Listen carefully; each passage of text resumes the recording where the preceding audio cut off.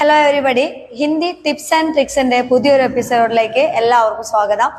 ഇന്ന് നമ്മൾ ഡിസ്കസ് ചെയ്യാൻ പോകുന്നത് 8, 9, 10 ക്ലാസ്സുകളിൽ കോമൺ ആയിട്ട് വരുന്ന 2 മാർക്കിന്റെ ഒരു ക്വസ്റ്റ്യൻ ആണ്. വാക്യ പിരമിഡ് പൂർത്തി കരയും എന്ന് പറഞ്ഞ ഒരു ക്വസ്റ്റ്യൻ ആണ്.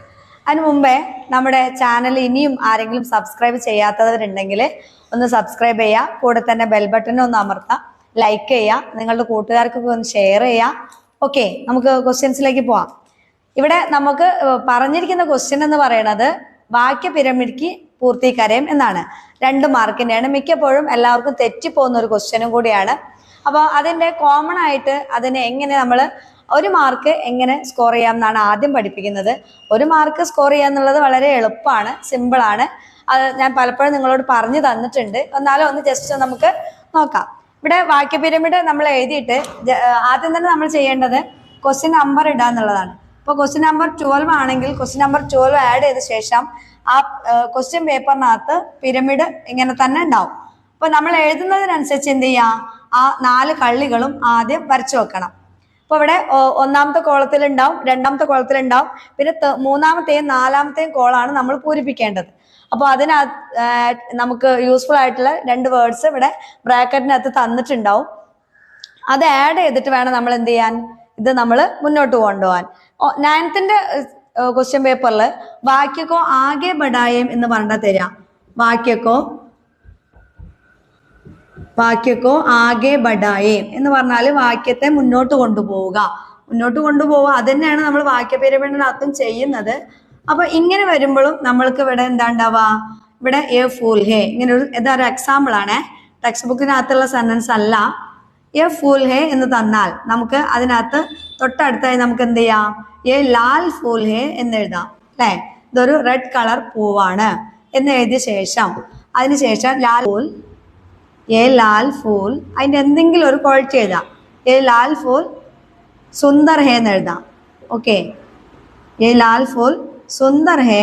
അടുത്ത സെന്റൻസിൽ നമുക്ക് എന്ത് എഴുതാം, ഈ സുന്ദറിനെ എന്തെങ്കിലും ഒരു അജക്റ്റീവ് മീൻസ് വിശേഷം ശബ്ദം ചേർത്ത് കൊടുക്കാം.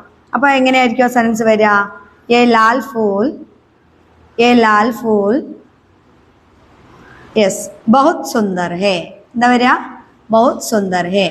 ഈ രീതിയിലാണ് നമ്മൾ വാക്യ പിരമിഡ് എഴുതി തയ്യാറാക്കേണ്ടത്.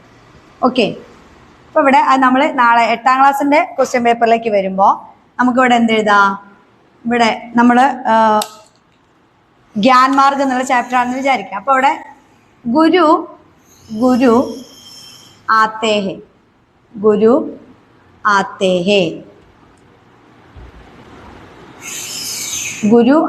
ഹേ ഇങ്ങനെ എഴുതി. ഗുരു എവിടേക്കാണ് വന്നത്, ഗുരു പീച്ചെ ആത്തെ ഹേ അല്ലെ, പീച്ചെ ആത്തെ ഹേ പിറകിൽ വന്നു. ആരുടെ പിറകിലാ വന്നത്, ഗുരു പീച്ചെ ആത്തെ ഹേ. അപ്പൊ ബ്രാക്കറ്റില് രാജകുമാരോം കെ എന്നുണ്ട്, തീനോം എന്നുണ്ട്. അപ്പൊ ഈ 2 സെന്റൻസിനെ നമ്മൾ എന്ത് ചെയ്യണം, നല്ല ഏറ്റവും സ്യൂട്ടായിട്ട് വേണം ഇവിടെ ആഡ് ചെയ്യാൻ. അപ്പൊ ഇവിടെ നമ്മൾ എഴുതി ഗുരു ആത്തേ ഹേ, ഗുരു പീച്ചെ ആത്തേ ഹേ. ഗുരു ആരുടെ പിറകിലാണ് വന്നത്, ഗുരു രാജകുമാരോം കെ അല്ലെ, ഗുരു രാജകുമാരോം കെ പീച്ചെ ആത്തേ ഹേ. ഗുരു രാജകുമാരോം കെ പീച്ചെ ആത്തേ ഹേ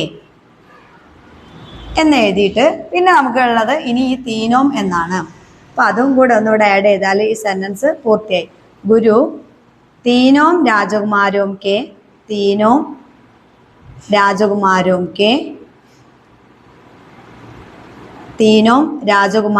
കെ പീച്ചെ ആത്തേ ഹേ. ഗുരു ആ 3 രാജകുമാരന്മാരുടെയും പിറകെ വന്നു. നമുക്ക് ചാപ്റ്റർ എല്ലാവർക്കും ഓർമ്മ ഉണ്ടല്ലോ. അപ്പൊ ഈ ഒരു രീതിയിലാണ് നമ്മൾ വാക്യ പിരമിഡ് എന്ന ഈ 2 മാർക്കിന്റെ ക്വസ്റ്റ്യൻ എഴുതുന്നത്. ഈ 2 മാർക്ക് നമുക്ക് എന്തായാലും ഉറപ്പിക്കാം. അപ്പൊ ഇതുപോലുള്ള ഇത്തരത്തിലുള്ള സിമ്പിൾ ടിപ്സ് ആൻഡ് ട്രിക്സ് കിട്ടണമെങ്കിൽ നമ്മളുടെ ഈ ചാനൽ നിങ്ങൾ സബ്സ്ക്രൈബ് ചെയ്യുക, ലൈക്ക് ചെയ്യുക, നിങ്ങളുടെ ഫ്രണ്ട്സിന് ഷെയർ ചെയ്യുക. ഓക്കെ, അപ്പൊ അടുത്തൊരു വീഡിയോയുമായിട്ട് അടുത്ത ക്ലാസ്സിൽ കാണാം.